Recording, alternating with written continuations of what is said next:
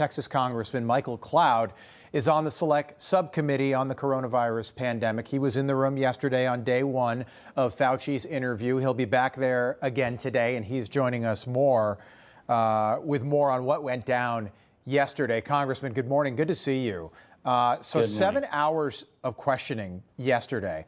Did the infallible Dr. Fauci ever once admit to getting anything wrong when it comes to how he led the nation through the COVID-19 pandemic? Not at all. There's a lot he doesn't seem to remember, considering he led, he was the face of the coronavirus response.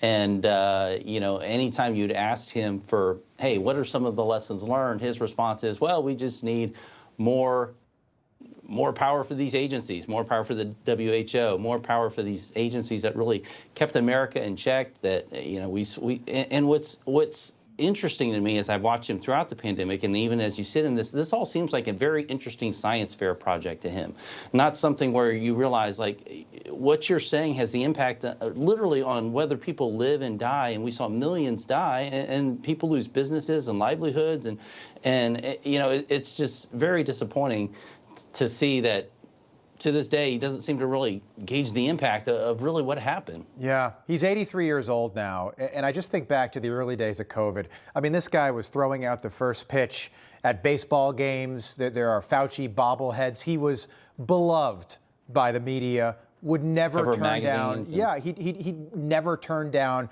the opportunity to sit down with Jake Tapper over at CNN or MSNBC. He wouldn't come on Newsmax because he doesn't want actual questions. But I think when the history is written about the coronavirus pandemic in the future, I think Fauci is one of the villains. I think he's one of the bad guys. And I don't think the American people, millions have died, by the way, needlessly.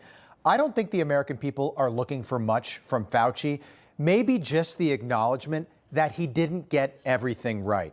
Do you get that feeling as well? Well, I know the American people are absolutely frustrated with what happened.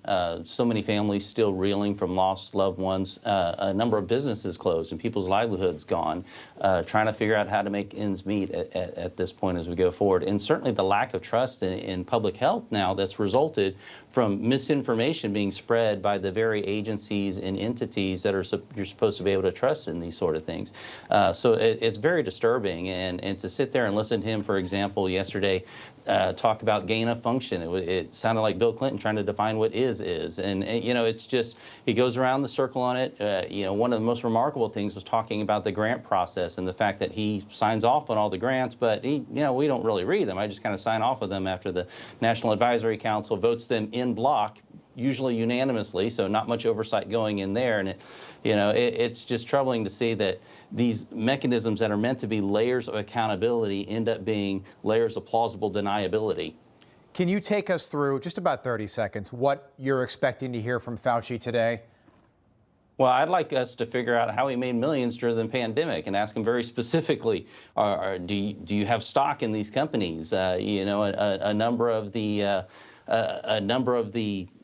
therapeutics were really belied by the public health experts. I knew people, public health experts in some of the small communities who were towing the public line when it came to ivermectin, for example, but yet had a stash in their closet for their own patients. Yeah. And so this has created a massive distrust when it comes to public health, and we've got to continue to dig in and get him to acknowledge really many of the things that went wrong. It's a great point. And I just think the next time there's a pandemic, people aren't going to trust leaders in the medical community, the Dr. Fauci of the future, because people are going to remember this and what we all went through. Just quickly, 10 seconds. Any reason why this was behind closed doors?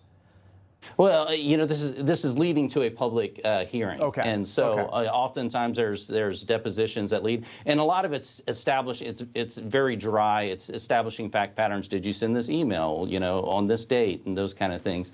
So there's interesting information that comes out of it and leads to further investigation. But there'll be a public hearing. What the House was trying to do with Hunter Biden. Exactly. I get it.